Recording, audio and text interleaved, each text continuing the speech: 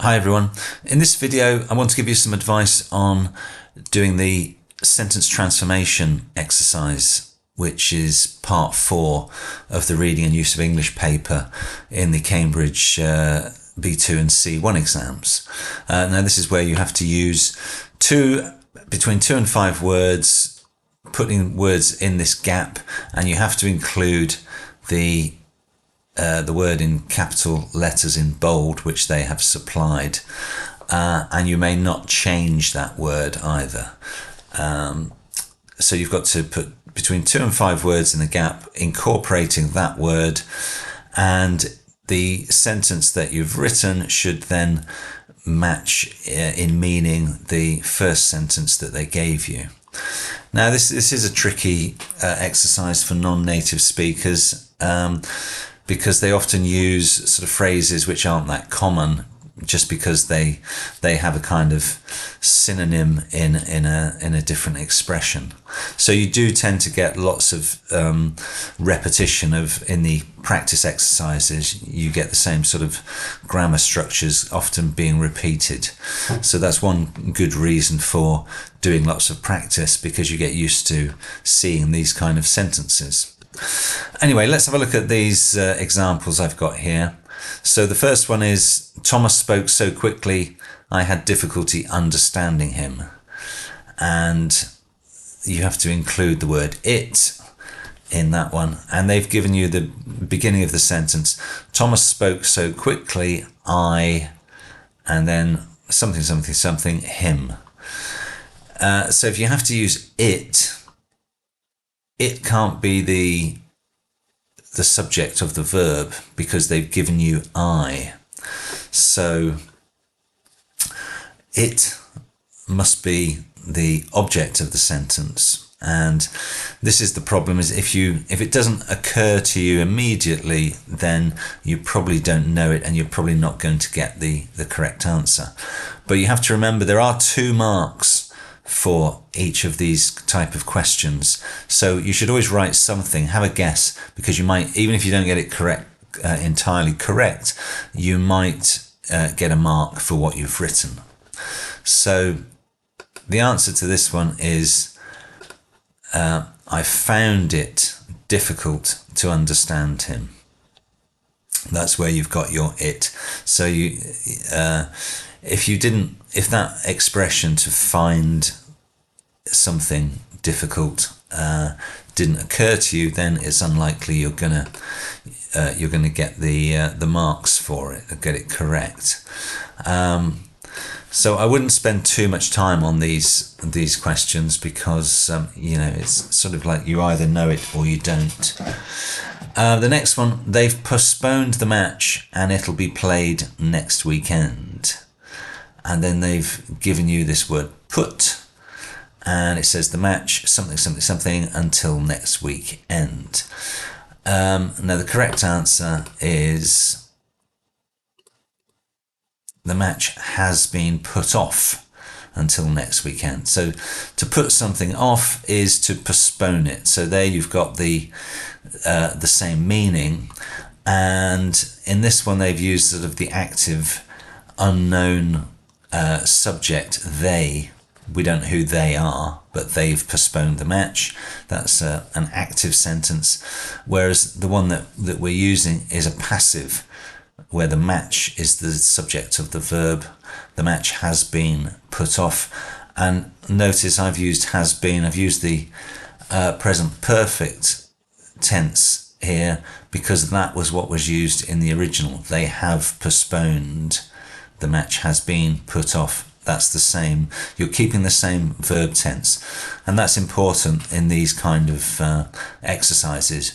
What you write has got to be as close as possible to the original sentence.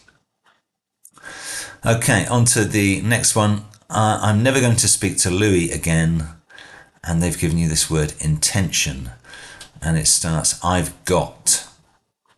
And the correct answer is, I've got no intention. I've got no intention of speaking to Louis again, or I've got no intention of ever speaking to Louis again. Both of those would be acceptable.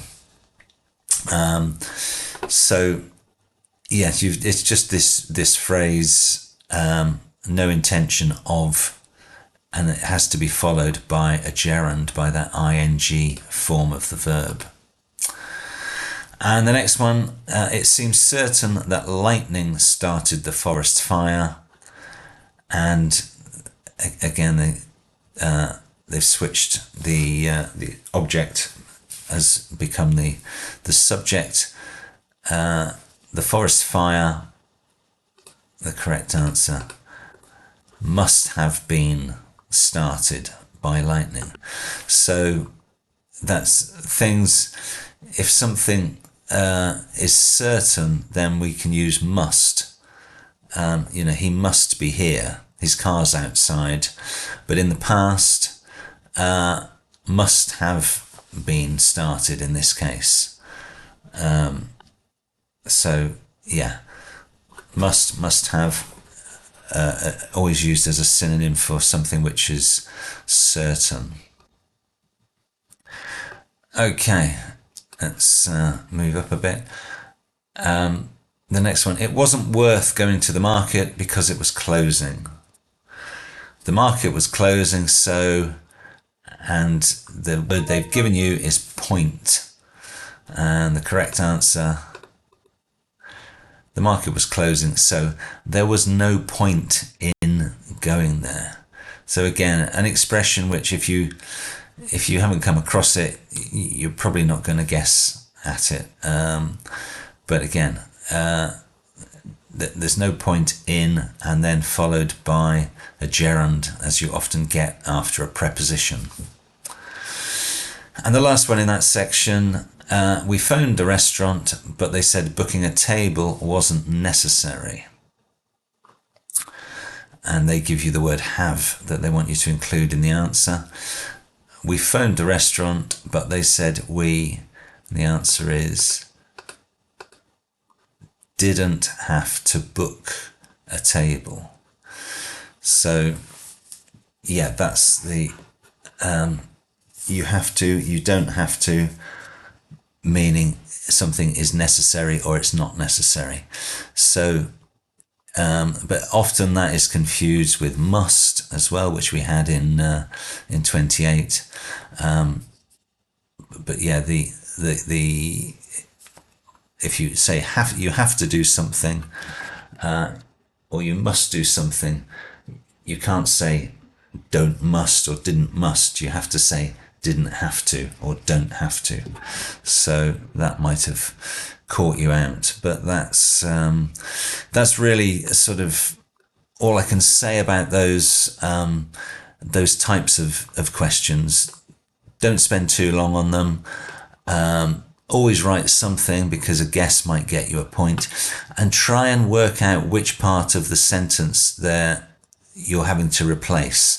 For example, you can see this, Thomas spoke so quickly in the first one is exactly the same in the second. So him is exactly the same. So the only bit that is different that you need to change is this bit about having difficulty understanding. So if you focus in on which part of the sentence you need to change or create in the gap, that will help you. And again, in this second one, they've postponed the match and it'll be played next weekend. You've got the next weekend bit there, you've got the match, so it's obvious that it's the bit about postponing that is what's required here. And that's where you get that phrasal verb put off. And there's almost always a phrasal verb in this type of exercise. So it's a lot of guesswork, but the more you think about things, the more accurate your chances of making a correct guess will be. Okay, that's all for this video. I'll see you next time.